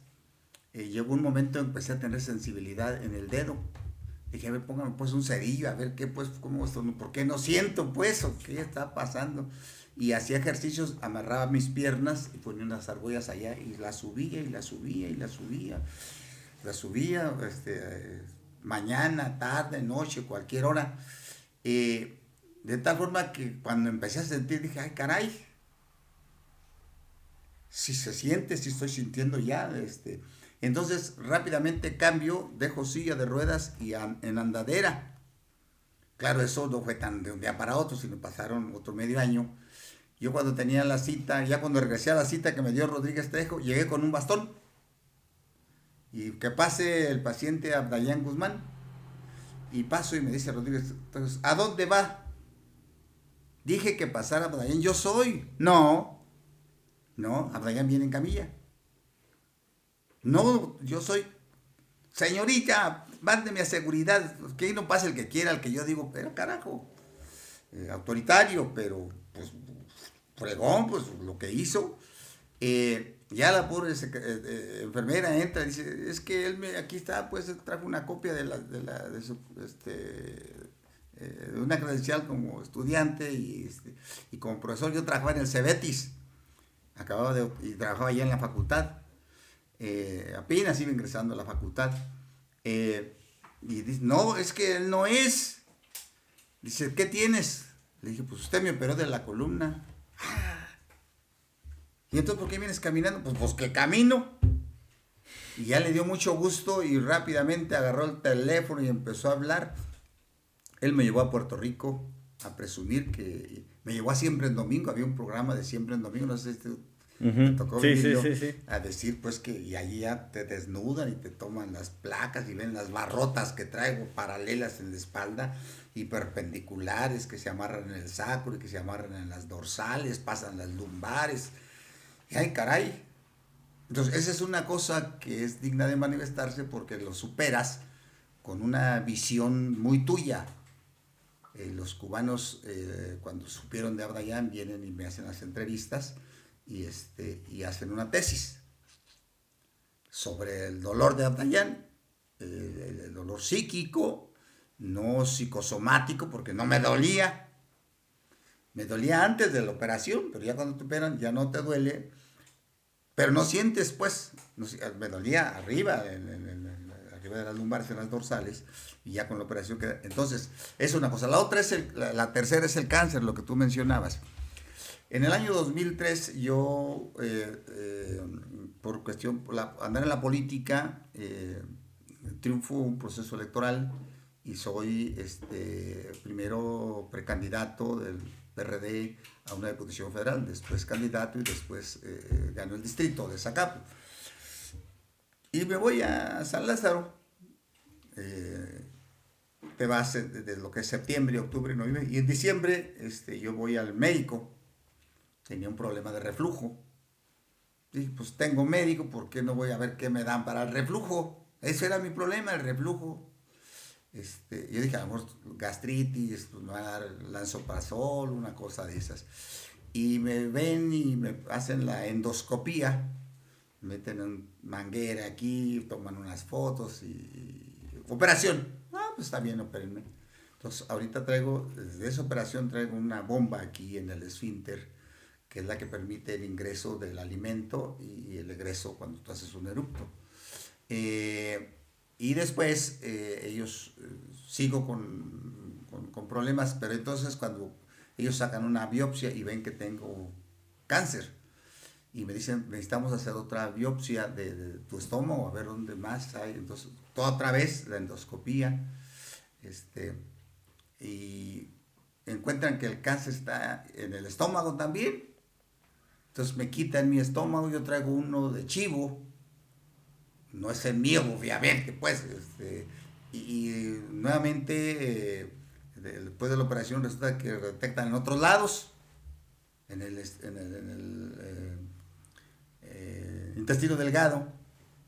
O sea, se te empieza a expandir. Uh-huh. Sí, aquí en la parte de arriba traigo otra bombita ahí que también hicieron algunas cosas. Entonces yo era diputado federal, entonces pues le avisaron a Pablo Gómez, Pablo Gómez preguntó, bueno, ¿y Abdayán dónde está? Necesitamos el voto de él porque estamos aprobando el presupuesto de ingresos y la ley de ingresos y el presupuesto de egresos. Pues que esté en el médico. A ver qué médico se ha estado cotorreando allá, nos acá que no podemos y ya tenemos 2 días posponiendo y no llega Abdayán. Y ya fue Pablo Gómez al hospital, allá le avisaron que tenía cáncer, él le habló a Lázaro le habló a Litos y se lo llevó al Congreso y ahí estábamos ya los dos. Litos porque yo ya iba a morir, pues, te pensaste y te quedan 2-3 días de vida y no tiene aquí el cáncer, es cáncer. Pero a mí no me podían quitar de diputado porque entonces ya no me iban a curar, ya no iba a ser diputado, ya no iba a tener, entonces estábamos los dos, fue un humanismo digno de comentarse de ahí de la Cámara. No solamente fue el PRD, sino todos los directivos coincidieron en esa situación. Y estando yo en el Hospital Ángeles, en México, vi ahí a unos muchachos jóvenes como aquí los compañeros, igual así de tenis y de mezclilla, y ahí peleando, pegándose con la escoba, y dije, pues, oye chico, ¿qué pasó? ¿Cómo vas con tu cáncer? Pues más o menos ahí la llevo. ¿Y te duele? No, pues sí, pues que no te quejas. Pues ya le vamos a bailar. Pues ahorita me voy a aventar una película. ¿Tienes ganas de ver película? Pues sí, le digo, ¿qué más pues? Vine a caminar un poco, ahorita camino 1 hora, 2 horas, me eché una gelatinita. ¿Tienes ganas de comer? Pues sí, pues tengo que comer. Si quiera que muera llenito, pues ¿cómo? O sea, ellos ven, desde ahí vieron esa actitud y dicen, ¿no quieres que te demos una, otra quimio? ¿Y cómo o qué? No, dices, todos somos cubanos, hasta entonces, ¿ustedes son médicos? Yo los vi, pues, los pincles ahí, jóvenes, y no, ya me ofrecieron el veneno de alacrán azul, y le dije, sí, pues yo no tengo nada que perder y mucho que ganar. Como dijo el Barbón, ¿no? El proletariado no tiene nada que perder, es explotado, humillado, lo corren cuando quieren, etcétera, etcétera, y tiene un mundo que ganar. Entonces, les dije, nada más déjenme hablar a mi secretaria para que arregle las cosas. No te preocupes, nosotros sacamos visa humanitaria y lo que puedes ir y entrar, y eso es nuestro problema. Entonces, despídete, háblale a tu familia que vas para allá, o dile que venga y que se vaya con nosotros. Y dije, no va nadie, voy yo solo. ¿Y quién pues te va a cuidar? Pues que me cuida, pues lo que dices el médico, no que me cuiden. Vas tú solo, voy yo solo. Estoy listo. Mañana nos vamos. A las 4 de la mañana te estamos bañado y listo. Vamos a besar aquí a las enfermeras para que te bañen. Le dije, no necesito a nadie, yo solito puedo bañar. Y sí, me levanté a esa hora, antes, y a las 4 llegaron ya ellos y salí en el avión de las 6 a Houston. Me llevaron a Houston, ellos trabajaban también en Houston. Son médicos como los médicos de ahora que salen de Cuba, los que trajo Andrés Manuel. El gobierno no les paga a ellos. Ellos hacen compromiso con el gobierno cubano y la lana va íntegra para el gobierno cubano. Pero ellos trabajaban en el hospital de Houston, y lo que hacían en Ángeles sí era ya para ellos. Entonces, para ellos les convenía que se fuera más dinero de Houston para allá. El caso fue que ellos me llevaron y me empezaron a curar. Y lo que ellos vieron ahí es que yo les decía, y aquí está de testigo el compañero Ramón, que era mi asesor en aquellos años, yo les decía, pónganme ¿qué pasa si me ponen la quimio en un mismo día? Pues no pasa nada, así debe ser, pero no aguantas, nadie aguanta, pues vamos a calar, pues como que nadie aguanta. Y hacía que me la pusieran en un solo día. Yo mismo me la quitaba, porque era aquí en la vena, y yo me la quitaba y me ponía la cosa esta redondita que te ponen aquí, el algodón, y ¡vámonos! Y pues ellos se asombraban, decían, ¿cómo pues? Pues se ponen que te estás muriendo y quieres regresar. Voy al trabajo, voy a la chamba, voy con la gente allá. Y así me venía. De Houston en avión, llegaba ahí, el chofer me recogía y él mismo me traía, y a veces yo me venía manejando de México para acá. Entonces otra vez los cubanos tuvieron que hacer otro texto, otra tesis sobre por qué Abdayán pues tiene ese comportamiento. ¿Es realmente el veneno del alacrán azul lo que está curando a Abdayán, o es el veneno y es su visión que tiene del cáncer, y que esto le permite una cuestión psíquica diferente a todos los demás, porque a todos los demás les da por lastimar más al sistema inmunológico? ¿Qué quiere decir? Que cuando tú sufres, tienes preocupación, tus glándulas suprarrenales generan la dopamina, busca ahorita el nombre de otra proteína, que la tiras, y al tirarla pues es proteína, entonces tu sistema inmunológico de por sí lo mata, la quimio pues lo mata más cuando tiras tus proteínas que segrega las glándulas suprarrenales.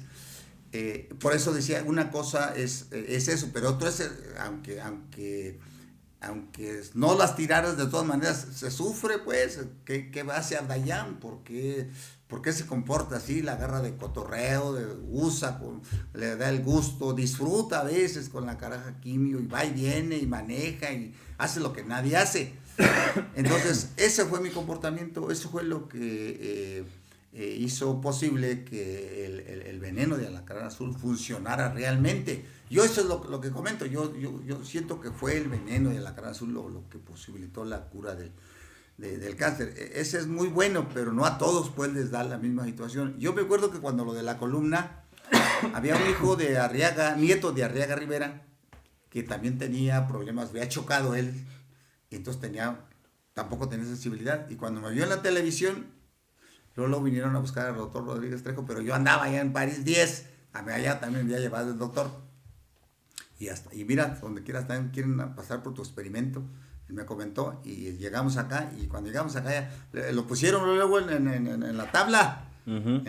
Y pues no aguantó, y pues lo regresaron a su casa, y los otros que fueron también, muchos eran candidatos, no aguantaron, decían que martirio, pues ¿cuál martirio? Pues es algo pues que se requería para ver el problema de lo inflamado que estaba la uh-huh. columna. Pues, bueno, pues ese es a grosso modo de cómo logramos